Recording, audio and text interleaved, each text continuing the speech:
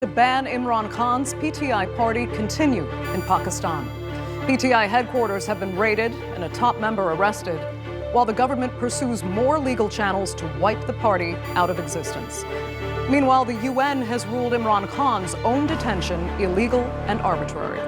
But can and should the PTI survive? I'm Andrea Sankey, and today's newsmaker is Pakistan.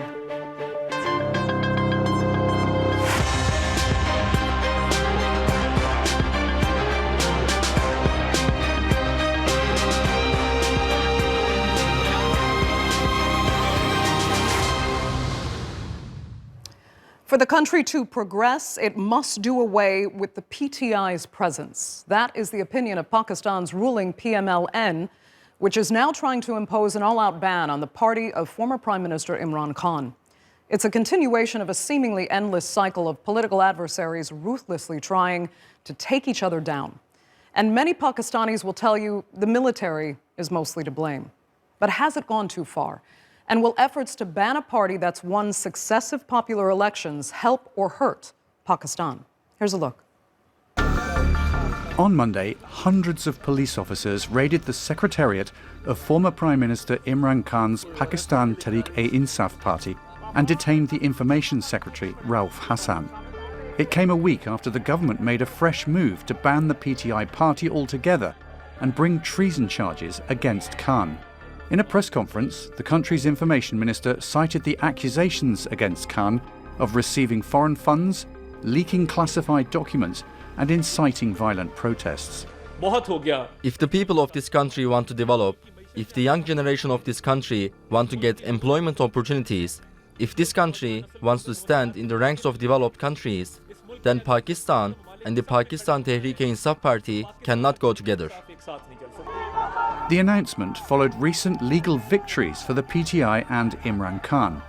A local court overturned Khan and his wife's conviction and 7-year prison sentence for illegal marriage. And days before that, the Supreme Court ruled that the PTI is a legitimate party and is therefore eligible to get reserved seats in national and provisional assemblies. That ruling means Shehbaz Sharif's ruling coalition is denied an absolute majority. In the run-up to the February elections, Khan was barred from running, and the Election Commission, in a decision backed by the Supreme Court, banned the party from using its cricket bat symbol on the ballot. But PTI candidates running as independents defied the obstacles and won the most seats in Parliament. The PTI says the current attempts to ban the party are a reaction to what has been happening in the courts. This has caused no worry to PTI. It has only demonstrated of what we have been trying to say earlier, that there is absolute fascism in Pakistan, there is an undeclared martial law in Pakistan. Despite his acquittals in the biggest cases against him, Imran Khan remains behind bars, where he's been since August last year, while still battling a further 150 cases. In early July, the United Nations Working Group on Arbitrary Detention said Khan's detention is arbitrary and against international law. It also noted that Khan's legal troubles are part of a much larger campaign of repression against him and PTI. The appropriate remedy would be to release Mr. Khan immediately and accord him an enforceable right to compensation and other reparations, in accordance with international law.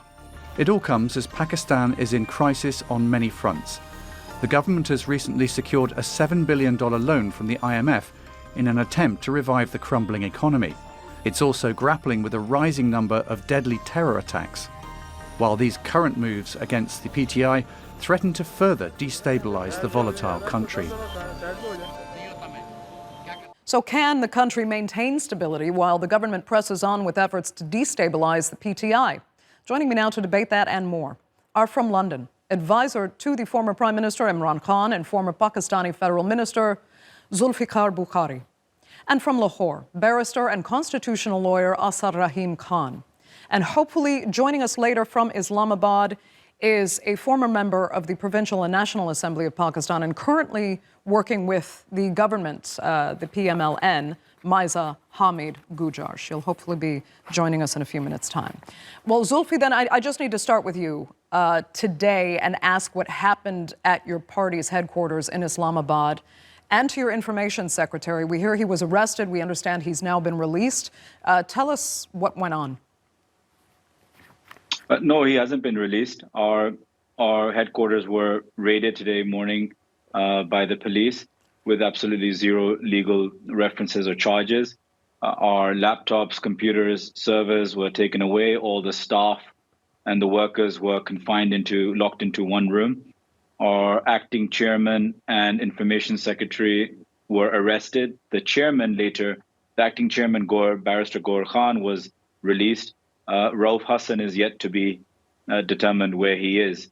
And we're looking for him, and his family is obviously extremely worried. Again, there's no real reason for it. DJISPR gave some press conference, which I can't make head or feet of it. It's unclear what he was trying to say. But there's obviously a big crackdown, especially when it comes towards information, and in particular internationally. There's a big event going on tomorrow in the House of Lords, and all pressure has been done to kind of stop that, prevent that, and international media reporting all these things. So hence there's been a massive crackdown the last 2-3 days. 3-4 of our people have been arrested prior. My media coordinator, Ahmed Janjua, was also abducted from his home. No one knows where he was. And they put terrorism charges on him. So, as you can see, this is just another day really in Pakistan at the moment. And Zulfi, you're in London right now. Will you go back? At the moment, I'm advisor to Imran Khan on international media and everything. So when Imran Khan requires it, of course we will. But at the moment, there's arrest warrants from me. I'm declared an absconder, a terrorist, and I don't know what else, along with Imran Khan. Okay. Assad, let me ask you why the PMLN sees the PTI as this threat. While, a huge number of Pakistanis support the party, does the government seem to think they're, saving Pakistanis from themselves by cracking down on the PTI? Well, I think the starting position is that the PTI has, at the bare minimum, won a plurality in the parliament. And to try and circumvent this reality, we've seen increasing levels of heavy-handedness and authoritarianism from this dispensation. There was mention of a party ban, which would lead to an existential threat to a party like the PTI. But because their own coalition partners, what to say of human rights organizations, opinion across the world as well, as a result of that, the government was forced to backtrack and then say that they would decide on this after further consultation, even though that would entail a full-blown verdict of dissolution by the Supreme Court. Now, this remains the largest party. It's registered with the Election Commission, and now it's been affirmed by the judiciary also that it has been returned the largest number of seats in the assembly. So for the PMLN, which ostensibly is the ruling party, to act this way is a complete deviation from what is meant to be constitutionally a parliamentary democracy. Right. Zulfi, you've noted, though, that for as obviously as you say, this is all illegal, it's against the law, the UN actually agrees. You say you want other parties, including Bilal Wal-Bhutto's PPP, to come forward and take a stand in the name of democracy. Even if they're not fans of the PTI, they need to do this for the sake of the country. But do you think they will? And if they don't, why aren't they? And to what consequence? Well, look, ultimately, PTI is a threat to all the other parties because, as Barrister just said, we're the largest party in the country. We're the most entrenched party across the country and the only national party left, really, within the country. So I don't really see them doing it or pushing too hard for it. But when I made the comment on PPP or Bilal Bhutto coming forward and saying something, only because he's a young leader and from his grandfather to his mother to him, always try to become the sort of saviors of democracy.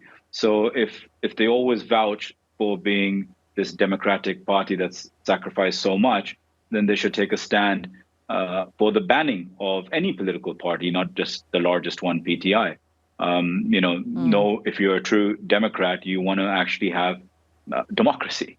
So how do you have democracy in a country when the largest party is being pushed to the wall continuously over the past 2 years? Right. But Assad Rahim, I mean, I guess maybe we've been ignoring the elephant in the room for a few minutes here, because most Pakistanis will tell you, as we know, and you probably agree, that it doesn't really have as much to do with the stance of various political parties as it does with what the military wants. So do both politicians and the Pakistani people want the military out of politics in order to resolve all of this? Or do they believe that the military's role behind the scenes keeps some level of security and discipline in Pakistan that makes them controlling the strings a better alternative? No, this is precisely the core issue. It's been the core issue for very many decades in Pakistan's history. But we were seeing some incremental progress on the score. When the previous military dictatorship fell under Pervez Musharraf in 2008, there was this sort of awakening from Pakistan's mainstream parties that the only way forward is to make common cause against undemocratic forces. And that's what also led to a Charter of Democracy in 2006, and then a continuation of two clean electoral transitions, which was again unprecedented in Pakistan's political history. Over the past several years, though, what we are seeing is a complete delegitimization of political forces in which political parties have taken the lead at the behest of the military establishment. And when you have unity from the parliamentary parties, it goes without saying that the only force that is going to step into the void is the force that stepped into that void since at least 1958. So keeping that in mind, the Pakistan Tehreek-e-Insaf is obviously facing the brunt right now.